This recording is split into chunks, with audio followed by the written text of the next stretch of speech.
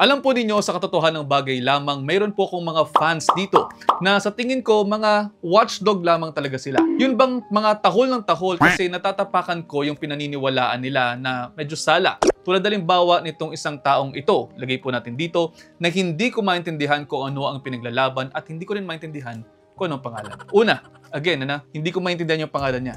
Pangalawa, nakalock pa yung profile. Tapos, alam niyo ba kung ano sinasabi? Ito. Oh, lagay po natin dito. Ang sabi niya ganito, nanggagamot ka nga, pero gamot lang. Hindi ka nagpapagaling. Hindi mo hinahanap ang root cause ng sakit.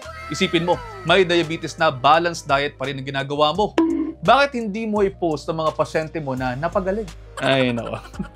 Eto na nga. Hindi po, ganito po yan. Ito po mga taong ito, tulad ng mga kabaro niyang walang kakayanang ipakita ang kanilang mukha. Mga mukhang low carber at mga ketogenic diet pusher din po itong mga taong ito. Hindi ko kailanman sinabi na ako ay nagpapagaling ng taong mayroong diabetes dahil ayaw ko pong magbigay ng false hopes. Ganito po kasi yan, pabulaanan ko na lamang din po sinasabi ng mokong na to na hindi ko hinahanap ang root cause. O di ba? Dito po, sa pangalawang video na ganito yung setup, sinabi ko po na kung ano ang pinagmumulan ng diabetes, di ba? Sinabi ko po yung intramyocellular fats, yung taba sa loob ng muscle cells na nagdudulot ng insulin resistance. So again, taba. Ang tanong, bakit mo papakainin ng panay taba ang pasyente mo? Sinabi ko rin po sa iba ko pang mga videos on diabetes na hindi ako nagbibigay ng false hopes dahil hindi ito fully reversible. Pero po pwede itong makontrol ng hindi sobrang restricted ng pagkain.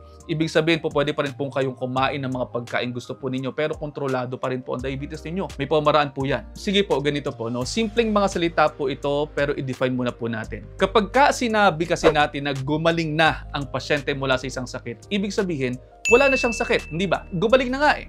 So kumbaga parang kapag ikaw ay inubo, gumaling ka, wala ka ng ubo. Yun ang ibig sabihin ng gumaling na. Ngayon, sa konteksto po ng diabetes, ibig sabihin dapat babalik ka pa rin sa normal. Nakakakain ka ng pagkain may carbohydrates, kumakain ka ng tinapay, kumakain ka ng pasta, kumakain ka ng mga kanin, pero hindi tataas ang asukal mo. Yun ang ibig sabihin ng gumaling. Ibig sabihin, kakain ka ng carbohydrates, pero gumaganda pa rin ang iyong asukal. So sana po nag-gets po ninyo yun. Ngayon, gusto ko lang malaman kung nag-gets ko talaga, paki-comment po yung gets kung naintindihan po ninyo. Now, hinahamon ako o meron daw ako mga pasyenteng gumaling. Actually, hindi ako nagpo-post ng ganyan kasi ayaw ko na magbigay again ng false hopes. At saka, hindi ako para magbuhat ng sarili kong bangko. Pero ito, patient number 1. Mula 9.4 ng kanyang HbA1c, ngayon 5.1 na lamang dahil sa balanced diet. Nag-post yan na para sa mga bashers ko daw. Ito, yan yung screenshot. Pasyente ko yan mula sa isang online consultation. Binigyan ng dietary plan at ngayon ay better na ang kanyang HbA1c. Balanced diet. May carbohydrate allowance pa rin yan. Ibig sabihin kumakain pa rin siya ng carbohydrates pero nagiging normal po ang kanyang asukal. Yun po yung tinatawag na gumaling. Ngayon, next, si patient number 2. Mula HbA1c niya na 6.4, in-eliminate namin ng mga pagkain po pwedeng nakapagpapataas ng asukal niya pero kumakain pa rin siya ng balanse. Ibig sabihin, balanced diet pa rin. At minsan, itong taong to, umiinom pa nga ito ng alcohol at may mga pulutang nabibili sa convenience stores. Kitang-kita ko yan sa mga stores niya kasi binabantayan ko po ang mga pasyente ko. Ito, ang kanyang HbA1c, 5.8.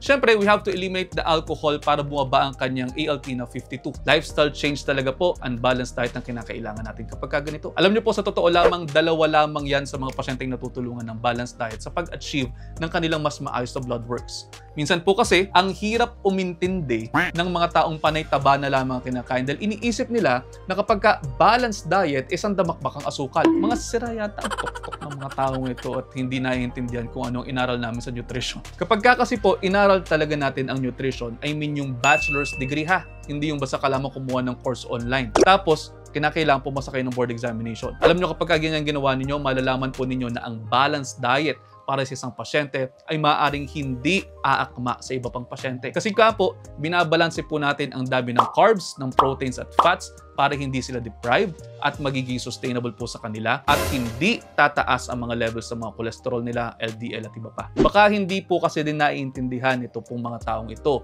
na ang konsepto po ng balanced diet ay hindi pantay-pantay ang carbs, ang proteins at fats. Sinasaalang-alang din po natin ng vitamins at minerals. Meron pong ibinababa, meron pong itinataas ang level. At gusto ko lang sabihin, huwag nyo pairalin dito yung mga brain fog at mga ketone breaths nyo sa page ko. Alam nyo, sa totoo lamang din po kasi napakarami ko po mga pasyenteng galing sa mga fad diets and the complications are very ugly. Malamang sa malamang, ang pinapakita lamang po sa inyo on social media ay yung mga pasyenteng napagaling daw o gumaan ng pakiramdam nila. Pero yung mga problematic, hindi nila ipinapakita. Bakit? Paano nga nila ipapakita? Nasa amin nga po yung mga pasyenteng yun at nagkakaroon nga po ng mga komplikasyong hindi naman nila pinaninindigan. Again, kung may mga tumataas sa mga blood markers ninyo at nakakaranas po kayo ng hindi maganda sa inyong katawan after po ninyo na mag-try ng mga fad diets na nauuso, and then there must be something wrong. At panghuli na po, tandaan po ninyo, kung hindi kayo bibigyan ng carbohydrates, malamang sa malamang, hindi naman po talaga tataas ang asukal ninyo. Hindi nga kayo binigyan ng asukal Ba't nyo aasahan na tataas yung asukal nyo? Hindi po yun reversal at hindi po pagpapagaling yun. Ang tawag po doon, controlled at mask o nilagyan po ng maskara. Parang kayong binubulag sa katotohanan na may diabetes pa rin po kayo, hindi lamang kayo pinapakain ng asukal. Kung napapagaling ang diabetes, ibig sabihin kumakain pa rin po kayo ng matamis at hindi po tumataas ang asukal po ninyo. Yan po ang napakasimpleng ibig sabihin ng salitang gumaling at reversed na palagay ko ay hindi talaga nila maintindihan. Kung gusto po ninyo, magpa-OGTT po kayo. Kukunin po natin ang inyong asukal pagkatapos po ninyong uminom ng inyong mga matatamis na inumin dyan sa OGTT. At kung talaga pong reversed ang inyong diabetes, magiging normal po yun. Simple lamang buhay, hindi po kalaban ng carbohydrates sa tamang dami at hindi rin po kalaban ang protina at taba sa tamang dami lamang.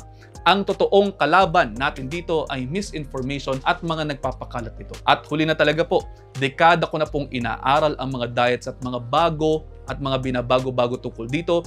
Lahat yan kinakailangan namin pong aralin yearly to maintain our international certifications at makapag-practice. Ang pinaka-okay pa rin po talaga sa lahat ay ang balanced at computed diet. Ibig sabihin, binibilang ng inyong registered nutritionist dietitians, hindi yung one size fits all lamang. At sana po may natutunan kayo. Paki-share sa inyong mga kaibigan. And I'll see you in the next one.